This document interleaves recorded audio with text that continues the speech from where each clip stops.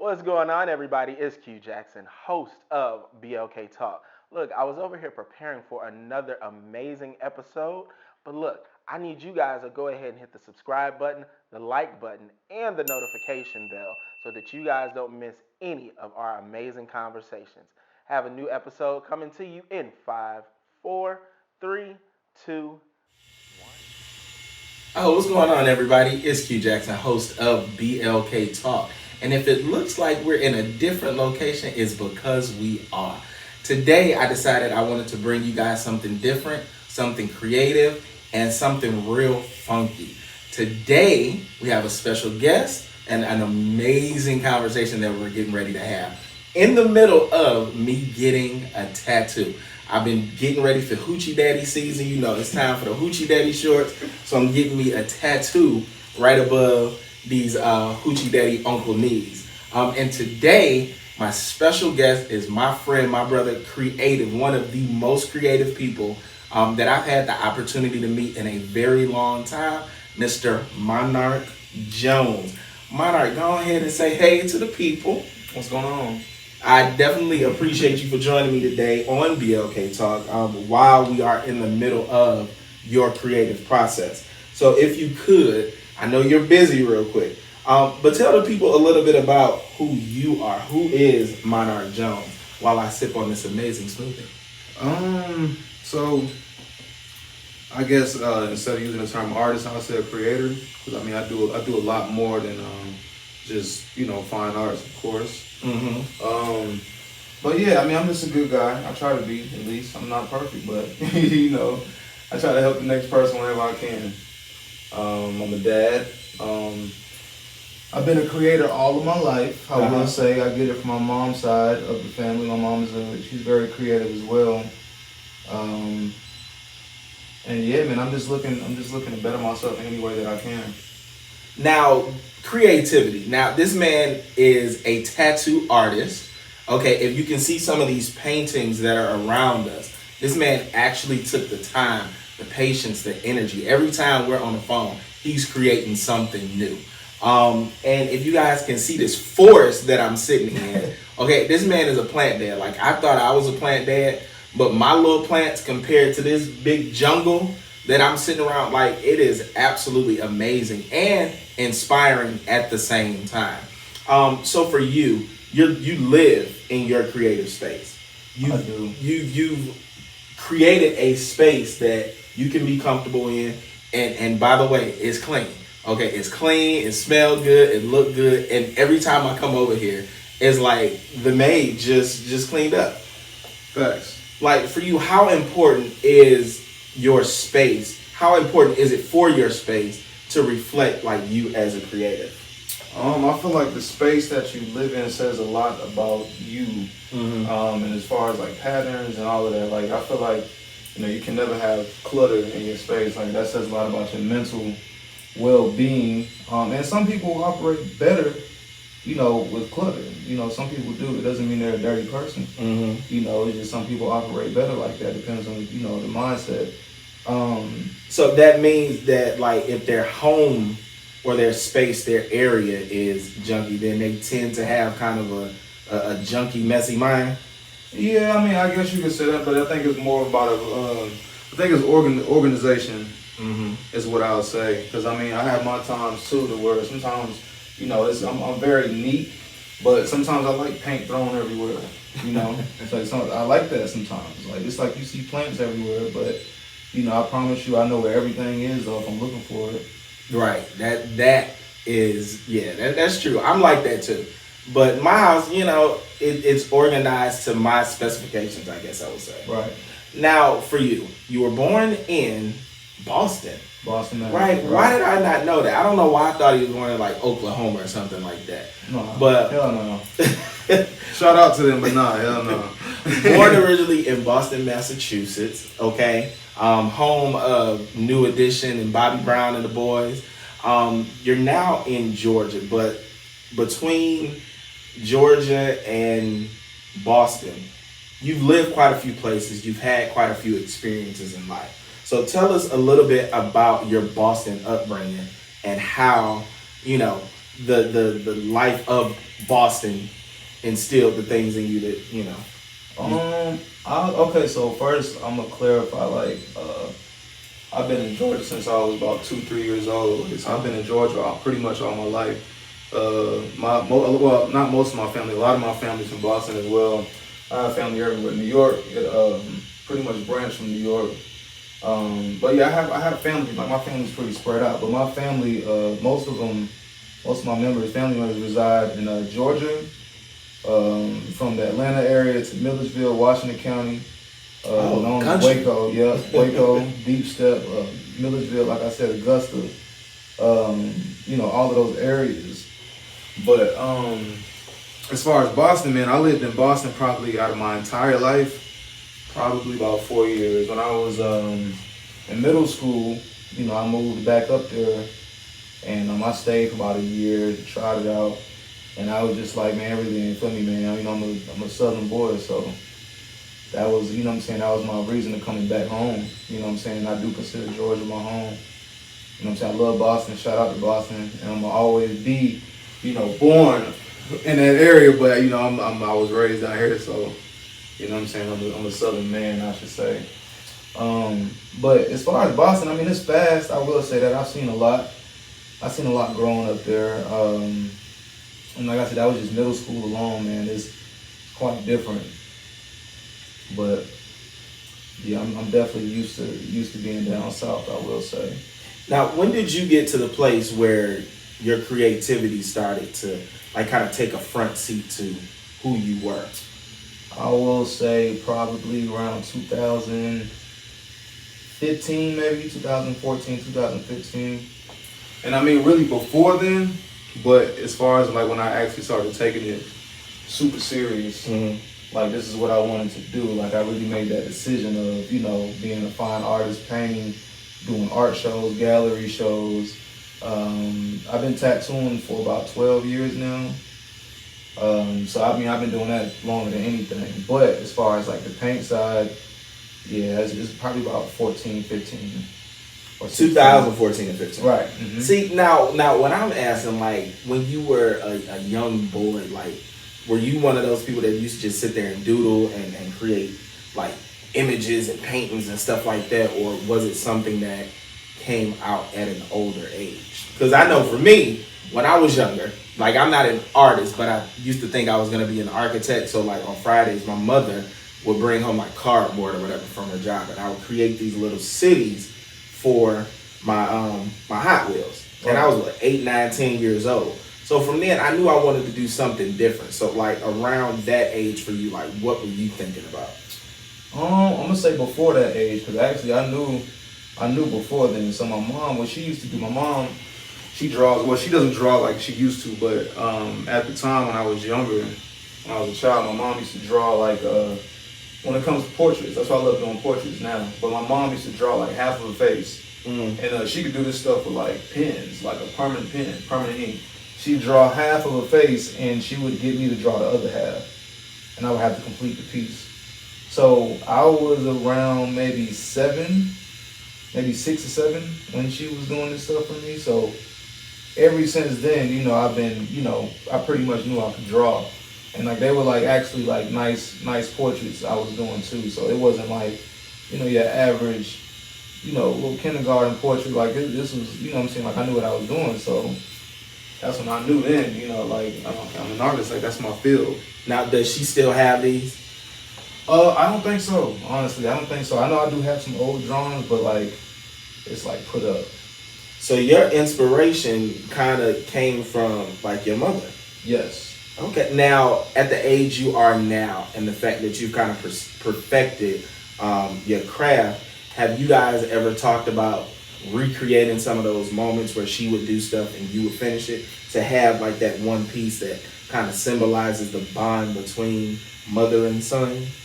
Honestly, no, we have not discussed that, but I think that would be a good idea. So I might actually call her and tell her that's what we need to do. I think that'd be a good idea. Give her a call. Now, does she paint at her off time?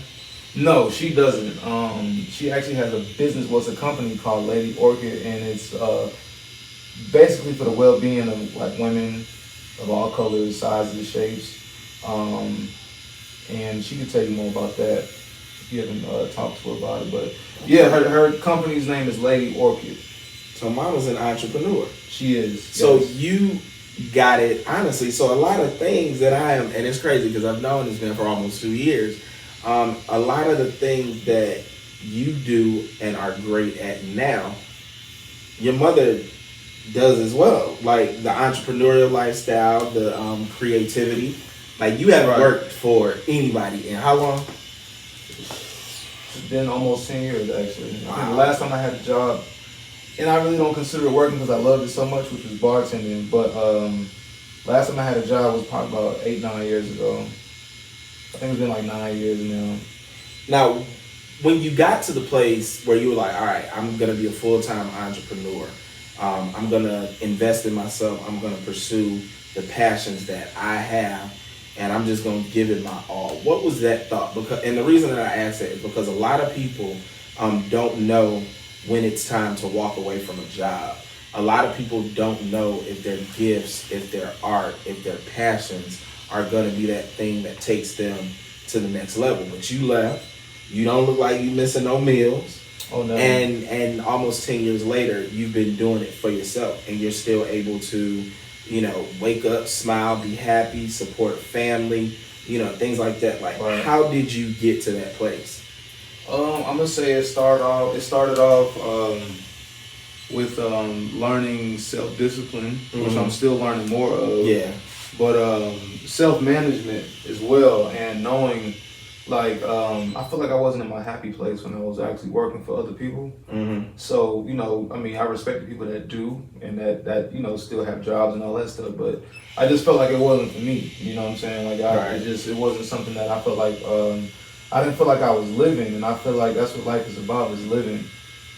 So I just felt like in order to be able to quit my actual jobs that I was working, I had to discipline myself. Like, I had to treat myself basically, like I had to talk to myself like a supervisor would talk to me. You know what I'm saying? Like, and some people might find it kind of crazy the way, if you knew how I, spoke to myself in my own head, like mentally, kind of like a drill instructor. You know what I'm saying? Drill sergeant. Like, that's pretty much how it was, and it might come off as a little harsh to everybody else, but it works. Like, I'm like, even though I don't base my craft about how much money I make, I've made way more money doing during my entrepreneur journey than any job combined that I've ever worked. So yeah, and I wouldn't go back for anything. And I tell people all the time, like, you gotta have faith, man. I feel like faith is basically believing in the unseen. You know what I'm saying? And I feel like a lot of people don't have that, and they just kind of fall back on that safety net, that paycheck. But sometimes you can't do that all the time. I mean, depending on what you want to do in your life, because everybody's life is different, and some people are just comfortable with that. But for the people that want more, and they feel like, damn, I don't know what the hell I should be doing. You know what I'm saying? Or I don't know what step to take. First you gotta know what you really want to do. And then once you figure that out, or figure out what you're good at, you know what I'm saying? Because you can create a passion, you know what I'm saying? So figure out what makes you happy, and figure out how you can capitalize from it.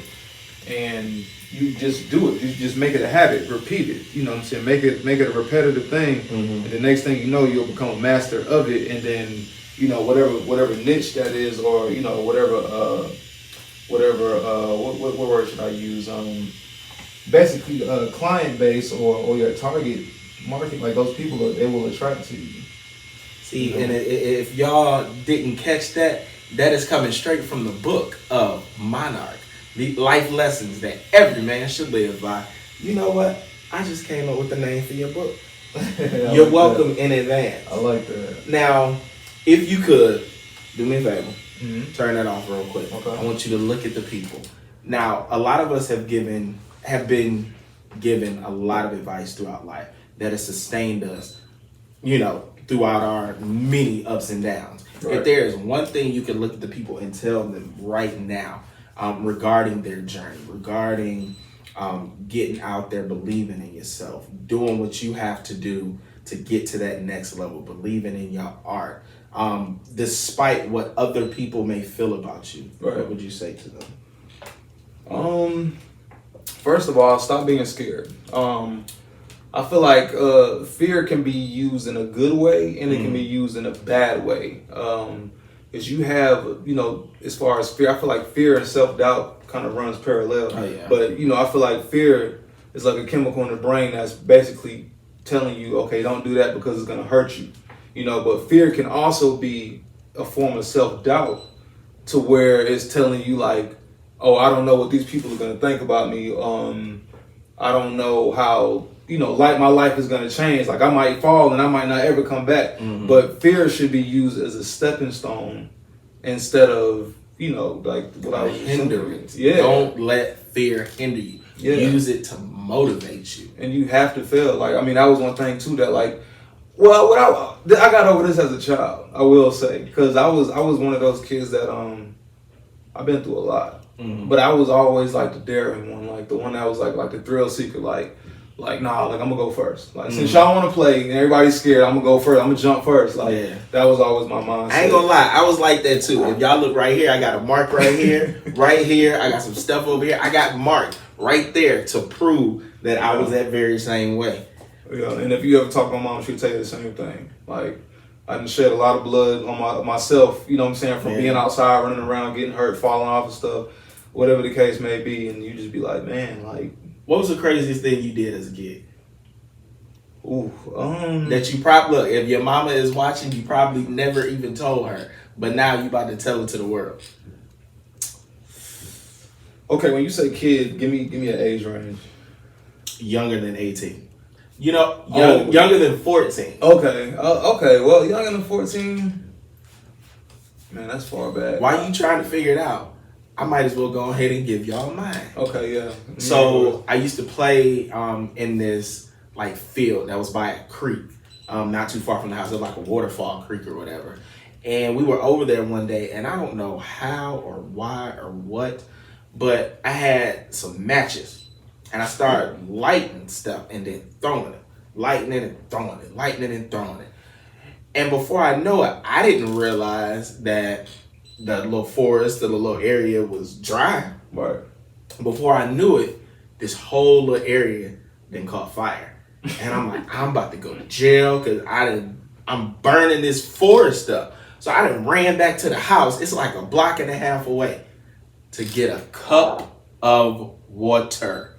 To think that a cup of water is about to put the fire out. And eventually I just walked away because I wasn't about to keep running back and forth to the house. But I almost burned the neighborhood up. Thank God a little sprinkle of rain ended up coming. Like, I kid you not. Within like maybe 20, 30 minutes, like rain started to come and it put it out. But that was something that I never told my parents.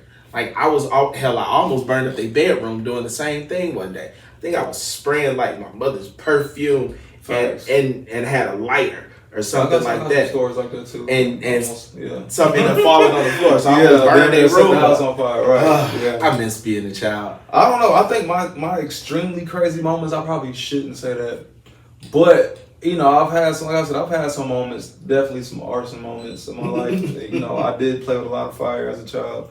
I'm not saying nobody do that. I'm not promoting that, but I'm just saying as a child, like that's something that I was intrigued. Yeah, like I'm like, oh, this is cool. It's very powerful, and I like power. So okay, and fire is very powerful. It really is. It's super. So is water, but it depends on how you use it, though. You know Yeah, what I'm saying. So with great power comes great responsibility. So you know what? And we'll get back to that later. Yeah. Because you know what? As a matter of fact, we can go into that now. Being a person that is powerful, being a person that has taken control of their own life, being a person that said, all right, this creativity that I'm feeling is too powerful for me to just contain it. And I gotta do what I gotta do to get it out. Like, as a creative person, how important is it for you to have an outlet to get things like this out? Like Nipsey, and then we got Al Pacino, Scarface over here. We got Nipsey over there and the Lion over here. And then, I don't know if y'all can see right here. This Supreme.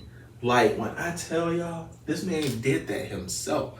it looked fresh from the like it is so crisp if y'all can see it. We'll put it on social media. We'll give y'all his social media and y'all can go ahead and y'all can check it out.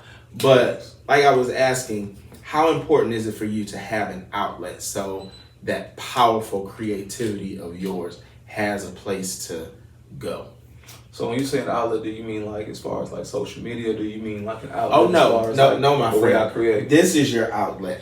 This okay. is your outlet. So it is extremely important.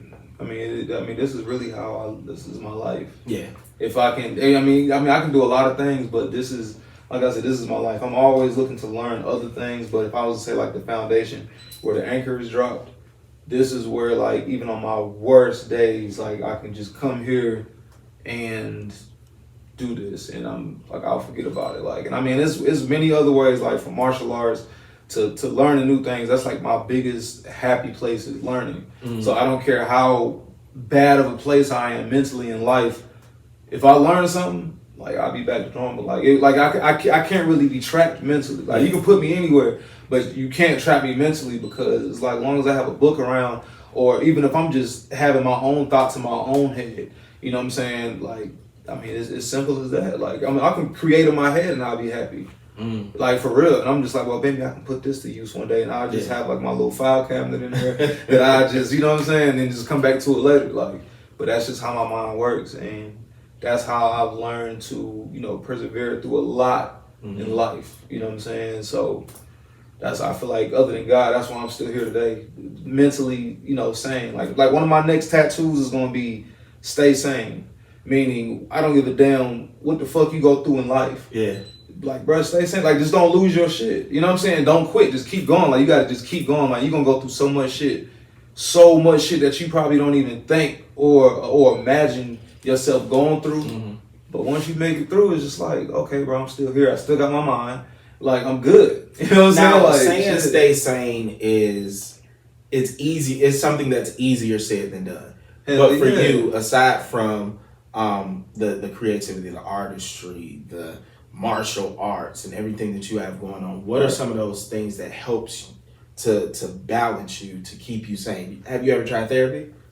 I have, but therapy, I mean, it's cool. I feel like therapy has different forms. Like, therapy it don't work for everybody. This is therapy right here. Okay. You know what I'm saying? Like, I feel like you don't have to go to a therapist, psychiatrist, psychologist, all that shit. I don't feel like you really need all that shit, man. Like, these motherfuckers, they don't know shit unless you tell them shit. You know what I'm saying? Like, you really think about it like that. Like, they can't just look at you and be like, well, I think this is what you're going through. Like, come on, man. Let's really be real. So I feel like it's a conversation you having with these people. Yeah. And then they're going to try to, you know, and that's no disrespect to any therapists out there, because therapy can be needed. Sometimes people need that person to talk to, and they don't just have, you know, that hand-to-hand people. You know what I'm saying? Like, that person to talk to. So therapists are needed. I'm not saying they're not. But what I'm saying is, shout out to my therapist. I appreciated you. Yeah, for sure. Mine too, because I definitely have one, you know. But a therapist could be a spouse, you know what I'm saying? A therapist could be a parent, a brother, sister, nephew. It could be like a stranger you just met that's genuine. You know what I'm saying? It could be any of that. And yeah, I mean, like I said, it's needed, man. You know what I'm saying? Therapy is needed. Now, for you, you mentioned that you experienced a lot growing up. Right. And nowadays, well, not even nowadays, like as long as we can remember, right. The people that we've known have, some of them have survived, some of them have become products of their environment. Facts. And it's sad to say the environment sometimes is very powerful. Yeah. And it like kind of takes you over, and you just get immersed in the lifestyle and different things like that. Now for you, sitting here in your place of peace, sitting here in your place of comfort, in your place of creativity, how did you get to the place where you could actually kind of avoid becoming a product of the lifestyle? I think it's a big thing of what I would say is overpowering your influences. Yeah. Okay. So, and sometimes you could be influenced to do good things, but you could also be influenced to do some bullshit. You know what I'm saying? And that shit happens. Like people, I don't give a fuck how strong you are, bro. You can have motherfuckers, like I believe that shit, like the people you keep around you make you. You know what I'm saying? Not saying that you just gonna become that person. Yeah. But I feel like vibrations, energies, all that shit is real. So if you trying to become a millionaire, for an example, and you got 10 broke motherfuckers around you, how the fuck you gonna become a millionaire, bro, if you're not learning shit from these motherfuckers? You hear the passion in this. You know what I'm saying? But that's real shit though. Like how the fuck, like Yeah. how you expect to learn something from the next man or be pulled up or even pull them up? You know what I'm saying? Like you gotta hang around people with the right mindsets. You know what I'm saying? Yeah. So I feel like me personally, man, I just feel like I overpowered that stuff, man. Like I knew you gotta know yourself. Like that's another tattoo. Know thyself. Like, and that's very important because when you know yourself, man, you can't be swayed. You know what I'm saying? Like that's real shit. So I love me. Boom. Yeah. There you go. You can't be swayed, bro. Yeah. So like, you know, it's good to be a selfless person, but it's also good to be a selfish person when it comes to your well-being mentally, your energy, you know what I'm saying? All of that stuff, your self-worth. And like I said, bro, like you just gotta, I mean, shit, you gotta know who you are. You know what I'm saying? You won't really have to worry about your influences on the outside, you know, fucking with you. Now, I'm not saying they won't, because like I said, they can, especially being at your younger self, because when we at our younger selves, sometimes we can get, you know, lost in the wind, like and lost in the sauce. That shit happens. Because we don't even fully know ourselves then, and we still learning ourselves as adults today. I feel like if you're a smart person, you know, or a smart human being, you're always going to be trying to learn more shit. I don't give a fuck who you are, but we don't know everything now. A wise man knows that he knows nothing, meaning that you would never know everything. You know what I'm saying? But like I said, man, I feel like the more of yourself that you do know, the more solid your core is, and you know where you're from. Like all of that shit plays a part, because like I said, the people on the outside, they can't well do this or do that or do this. Like I said, when you're younger, it's a little easier, you know what I'm saying? But that's why, you know, it's so important for parents and the role they play in a child's life, because they can instill that in their children to let them know, hey, it's okay if you don't fit in. You know what I'm saying? Why not? I mean, shit, be the oddball. There's nothing wrong with that. So that's kind of how I looked at it, because I was always the kid that didn't fit in. I got into hella fights. You know what I'm saying?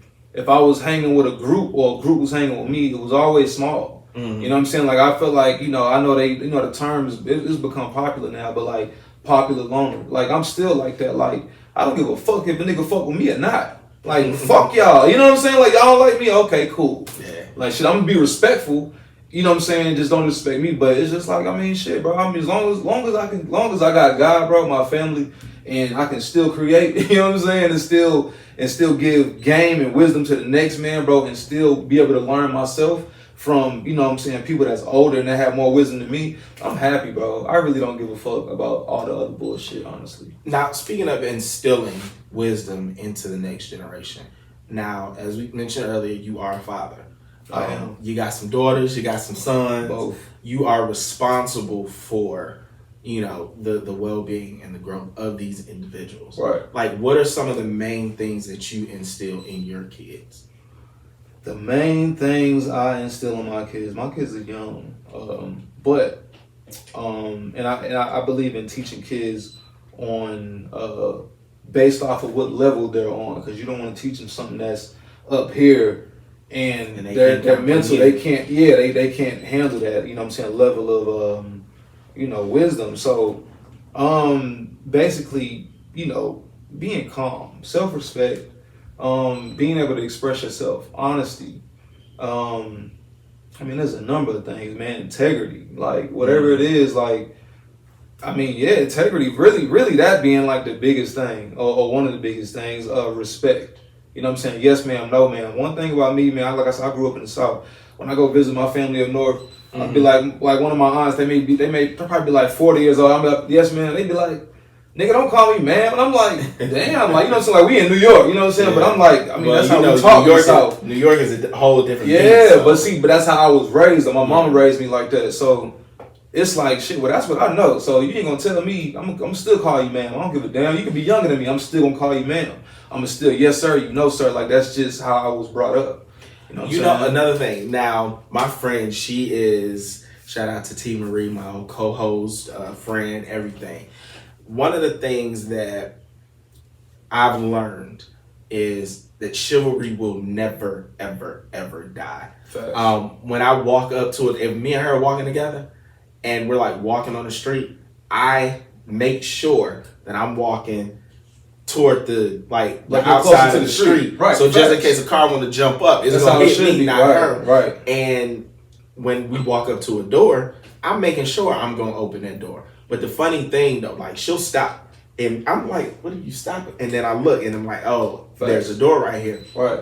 And even when it comes to, and it's a shame to say this or that we are living in a time like this, I'll walk up to a door and based off of the things that I learned, I'll open the door for any woman that I'm seeing walking up. And a lot of times they're looking at me like, oh. Yeah. Like they're surprised because those simple things are not being taught anymore. That's very true. Now, the sons, are you teaching them that type of stuff? Like, most definitely. I mean, it's not even the fact that like me verbally teaching them, they see it. Okay. You know what I'm saying? Like you gotta lead by example, man. Like you can preach all day, but if you preaching and then shit, let's say if I was a pastor, man, like I'm preaching to the church, I'm taking up all this offering, but then that 20 bands I just got from church, I'm at Magic City throwing that shit up in the air. Like they gonna be like, well, what the hell? Like this ain't the right church. We work hard so you can go to the strip club. You go like, nah. So I feel like you gotta practice what you preach, man. Yeah. And you know, I open doors to this day. Like it's never stopped. Like I open doors, you know, for women. Any woman I see, closed doors. I might see a dude. You know what I'm saying? Like I'm not about to just open the door and be like, yeah, go ahead. But if I'm walking through, I'm gonna be like, oh, come on, bro. You know what I'm saying? Like that's just to anybody. You know what I'm saying? That's just respect. Whether they say thank you or not, because some people don't. You know what I'm saying? Like some people don't. Like you're automatically supposed to. Yeah, like that'll piss me off. Yeah, they entitled, but still, you know what I'm saying? You gotta, you know, nowhere to place your energy. Some things ain't even worth it. Like, you know, you did it out the goodness of your heart, and it is what it is. Facts. Now, all of this art up in here, like I know that this not even all of it though. This is stuff that I'm working on currently. It's like 4 projects I'm working on right now, bro. Like I feel like, you know, I haven't been told that I have ADHD, but I know it because the way my mind works, bro. I'm all over the place, but I still get shit done now. That most creatives are like that. Like their minds are scattered a little bit of everywhere. Right. Like, how do you know what to work on at a time? You got 4 projects going on at one time. How do you like say, all right, well, let me do this to this one, let me do this to that one? How do you kind of prioritize is the word I'm looking for. Other than discipline and like forcing myself to do it, I think I just I look at all of them and I'm like, I want to mess with that one today. You know what I'm saying? Like, I mean, unless I have a deadline. Deadlines help a lot. Like, if I'm setting a deadline, sometimes they don't. But like for the most part, deadlines help. But you know, if it's not the deadline, then I'll come in and just be like, I might be like, damn, that'd be dope, finished. You know what I'm saying? Like, and it'd be that simple. And I just come in, or I think of another idea, and I think the best at nighttime. It might be like 3, 4 in the morning, and I might just be chilling. I might just sit and I'll be like, you know what, let me go fuck with that. You know what I'm saying? Like, let me go touch that up a little bit. So it's this simple as that. And then something might just pop up in my head. Just like I said, that's why I can't just stay focused on one thing. Because I might be working on this, and then something might pop up in my head like, boy, that's hard. And you gotta put this down, start a whole new palette, and then come work on this one. So that's how that works. But I make it work for sure. So, like, I know you've done art shows, been a part of art shows. You got stuff that you're working to get yourself out there more to the people. Like, what did those art show experiences do to you when you had the opportunity to display your work, had the opportunity to meet people, and had the opportunity for people to, like, learn you? Man, so honestly, I think one of my happiest moments, I love meeting new people. You know what I'm saying? Different cultures, different colors, backgrounds, whatever the case may be. I love meeting new people. And I think that's probably like my happiest place when it comes to like art shows. Like, other than like, I mean, like one of the biggest things is networks. Because I've met a lot of good people through art shows. I'm talking about from like the biggest architects, and I'm big on architecture. I love floor plans, blueprints, all of that stuff. CAD, I am familiar with, for those who didn't know. But architects, if y'all heard that, yeah, like drafting, like that's like another field that I can say like that I really really love. And I like I like construction, like building and putting shit together. That was something else I did as a child, but we're gonna focus. That's my ADHD kicking in. We're gonna focus. But yeah, as far as the art shows, man, I think I'm big on constructive criticism. I feel like you can't grow if everybody's always cheering you on, saying you did great. Like that shit's cool. Somebody gotta tell you the truth. Yeah, somebody gotta be like, bro, that shit is trash. Somebody gotta say it, and I feel like once somebody say that, it might punch your ass in the stomach. You might be like, damn, like that hurt. But at the same time, you know what? You right. And let me do this right here to get better. Like you gotta, somebody gotta tell you, like, bro, you're not there, because if you got 100% of people telling you you don't need to get stronger, or you don't need to get better, you don't need to get sharper, bro, you gonna stay dull. You gonna stay at that same fucking like just like a plant, bro. Like my plant. That's why I love plants. Other than purifying the air, I like to see shit growing, bro. Like that's my happiness. So if I'm in here watering these motherfucking plants and shit, people are like, man, how the hell? Like, and all these plants are real. There's no fake plant in this house, bro. Like all of these plants are real, bro, and they've been growing for years. So I feel like shit. If I can keep this going, you know what I'm saying? It's the same thing with myself. Like I have to water myself. You know what I'm saying? I gotta keep growing. And I read a lot, bro. Like I got like probably over 200 books in the house. You know what I'm saying? And my goal is to have like 2,000. Like I want to have a room just, you know, like you see on TV and shit, like the professors. I've been to a few houses, like professors throw parties for the kids, not the kids, the students in college. And man, I'm looking at their books like, damn, bro, like, you know, take a picture, walls, bro. The whole wall, bro, is just books. Like, man, what the hell? Yeah. And it might not be everything that you like that interests you or that you read, but you know, it's still just like, yo, this motherfucker got to know something. Yeah. Like all these damn books, like you got to know something, bro. See, like, and the truth is, now I tell you this, now I don't have 2,000 books. I probably got about 100 or something like that. I think I read 3 of them. I got them there just for aesthetic. And a lot of people that I know, you know, are authors. So, you know, I felt that it was good to support them. Some of those I have actually read. But some I just felt like I needed to have in the collection just to have them in the collection. Right. So I guess that means I don't know shit since I ain't opened up a book and read. Nah, you do need to read them though. I mean, they're not just furniture. They are furniture, but they're not there. Yeah, you go ahead and prepare your Christmas box right now. Right, it's gonna have about 25 books. Facts. Have them and enjoy. So you know what kind of books I like? Because I gotta tell you that. Book with words. Yeah, you gotta be careful what you learn though. You know what I'm saying? Like that's you're feeding yourself. Even if you just reading or listening, you're feeding yourself. You know what I'm saying? That's why even with music, I'm a musician as well. I try to balance out my music. Like I like trap shit, but at the same time, you know what I'm saying, you hear me listen to classical music or even binaural beats. Like a little bit of Beethoven. Not you tell me. Like these are classical records on the wall, right? That when is it that you listen to classical music?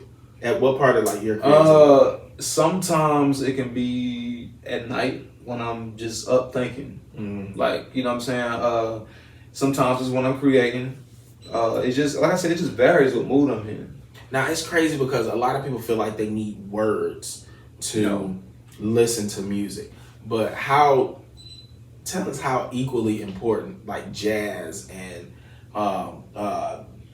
what's that? Not opera. Classical. Mm-hmm. Like music like that, music without words. How important that is as well. It's extremely important. I feel like if not more important than music with words, I feel like it's just as important, and they all carry vibrations.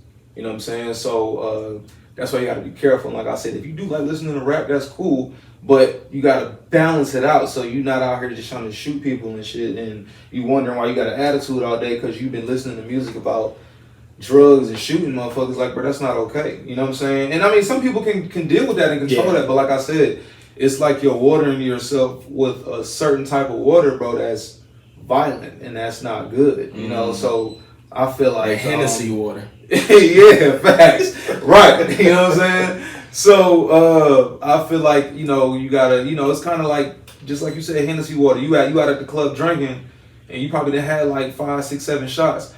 if you smart, you gonna chase that with a couple bottles of water, so you don't wake up the next day feeling crazy, and you actually remember your previous night. You know what I'm saying? You want to dilute that. Like, it's good to have a good time. I understand cutting the edge off with a little bit, with a couple drinks. That's cool. But it's also good to have that bottle of water to let your body know, like, okay, what we going to clean it out. Right. So I feel like it's the same thing with music. And I listen to binaural beats. I listen to movie scores like John Powell, Hans Zimmer.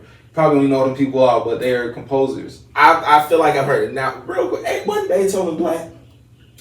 I don't know. I feel like I heard something that said Beethoven. He could have been. You never know. Black, he could have been. Shakespeare was a fraud. But that's a whole nother conversation for a whole nother day. Yeah. But for you don't pigeonhole yourself into listening to one thing, into one genre, and everything pretty much around you inspires you. Is what you're saying? As far as the music, yes. Yeah. Mm-hmm. Or pretty much anything. Yeah. Anything in here. Like, I'm not gonna put it up if it's some bullshit. Like, I'm just not, because you seeing it every day, and that's just, it doesn't make sense. So it's like repetitive. You keep seeing something, you pretty much branding that shit into your head. It's like branding. That's what branding is, bro. Like a logo. Yeah. You keep seeing it, bro. And you know what? Let me stop by, goddamn. Yeah, let me go in there and just Verizon. I don't even like Verizon. Because I don't know shit about them, but up. you just keep seeing them on this fucking billboard that's in front of your goddamn them golden arches. Knowing that food ain't good for you, but yeah, but you gonna go because that's what's being fed to you. Yeah. Like I said, you're seeing that. So yeah. Now we got art, we got tattoos, we got music, we got martial arts, and as of recently, you added aviation. Yes. To this long ass resume. Yeah. Now, sure. What made you say, like, all right, I want to get up in this plane, I want to get in the air, and I just want to fly? One thing is, I've always had the idea of, flying helicopters, airplanes, all of that. But I feel like it's different. It's not something that your average person can just wake up and be like, you know what? I want to go learn how to be a pilot. Like, people don't think that shit. I mean, if they do, they scared as fuck. You know what I'm saying? But when I was bartending, I met a pilot also that really kind of talked me in more into doing it. His name is Dennis Sherwood. Shout out to him. But he was a chief pilot, and he retired now. But he's the one who was just like kind of talking me into it and telling me all the good stuff about it, and like, bro, to change your life. So I'm like, I mean, shit, I was already thinking about that anyway. So I might as well, shit. I got somebody that can tell me that actually has experience. Like, look, this is what comes with this. So, I mean, shit, the only con I'm going to say is having a girlfriend or a wife. And I'm like, damn, why is that? He like, so I'm like, well, okay, I get it. But like, you always going to be on the road traveling, moving around, and you're going to be around a ton of flight attendants. But even though that's not why I wanted to do it. But like I said, like, I'd be a private pilot and be cool. You know what I'm saying? Like, it's just the fact of learning a new skill. You're improving your brain. Your brain is a muscle, so you're improving. Like, you're making your mind stronger. That's a lot to learn. It's so many buttons and knobs. Yeah. Like, I was a flight attendant for about a year and some change, and just like being up in the air, like watching the clouds and just seeing things from a different perspective. Like, it was absolutely amazing. Like, I had a whole album. I don't even know where it is anymore. Just like pictures of the different clouds. Yeah. Like, that would be some shit that, like that you can paint. And it's cool though. It's cool as hell. Like, I ain't gonna lie though. It's like I've been flying since I was a baby. But it's different when you controlling that motherfucker though. Like, it's different, bro. Like, when it's like everybody's life is in my hands. Yeah. That is different. That is a different feeling. Like, and it's like a really, really big sense of responsibility, because if I mess up, like, I mean, bro, we sounds like fatherhood. Yeah, that's and yeah, you for seem sure. to be doing a good job at that. Thank you. Yes. So hopefully your pilot aspirations mirror that. Facts. Yes. Yeah. So the summer is coming, springtime is here. We're in Atlanta. So many amazing things going on. I know that people are gonna see you. I know you're going to be out. I know there are going to be events where they can come and they can purchase some of your art, where they can get some tattoos, where you do commission pieces. I do. I mean, not as much as I used to. I've sold a lot of paintings and drawings as well. Mm-hmm. But like now, I just like to paint, just to paint, just whatever. I just paint it, show it off, and if you want it, come get it. You know what I'm saying? Like, it's simple as that. But I can do commissions though. But I just don't even put the stress on myself because I have so many other things going on, and I have another life now. So it's like, man, the energy is real. I make it work, but the shit is real though. So like, I try to keep my project, count down to the green level. I'll say I'm not gonna say to a minimum, but I try to keep it to the green level. If I'm creating art, I'm creating art for a gallery show, like an exhibit, so stuff like that. But like, somebody be like, "Can you draw my dog?" Like, I might do it, but if I can't, then I mean, shit, like, I just can't do it. Now, let the people know how they can stay in touch with you. So when they decide they want a tattoo, they can hit you up. When you put out that you're doing an art show or something like that, how they can stay in contact with you and everything that you got going. How can they follow the life of the one and only Monarch Jones? Well, I'll post it. My Instagram is like the main social media I use, and I really don't. I'm not gonna say I don't care for social media. You know what I'm saying? But if I'm being honest, I just really started taking it serious, like, cause I really did. Like, I'm just like, man, as long as I'm living real life, you know what I'm saying? Like, I don't post everything. Like, I just feel like, privacy is peace. Mm-hmm. You know what I'm saying? So you just can't post everything, but you can follow my Instagram, which is Monarch Jones, MONARCH. And yeah, like, I'll make a post, and people can decide if they want to go or not. Absolutely. Like, guys, make sure you guys support this man, because from the conversation that we've had, this man has a lot going on, but he has a lot that he is about to be doing, and you guys need to come out and support it. That's the only way that we all can continue to grow, because we got to support one another, whether it's me supporting you and then you supporting this one, the chain of support. That's how we all grow. So make sure you guys follow him, like he said, at Monarch Jones. It's spelled just like it sounds. If you guys are watching this, that means you guys are supporting me, and I appreciate you guys for continuing to support me and BLK Talk. We're going to continue to give you great conversations, and have conversations with amazing people that you guys should know, and people that hopefully can inspire you to get up and do that one thing that you always wanted to do. And I appreciate you guys for tuning in. Make sure you guys follow him. Make sure you guys follow me. If this is your first time, thank you guys for tuning in. Hit the subscribe button, hit the notification bell, hit the like button, hit all of it, and share it with a friend. And in the meantime, he's going to grab that pen, and we're going to get finished on this tattoo. So I appreciate you guys for tuning in. And until next time, thank you for tuning in to BLK Talk.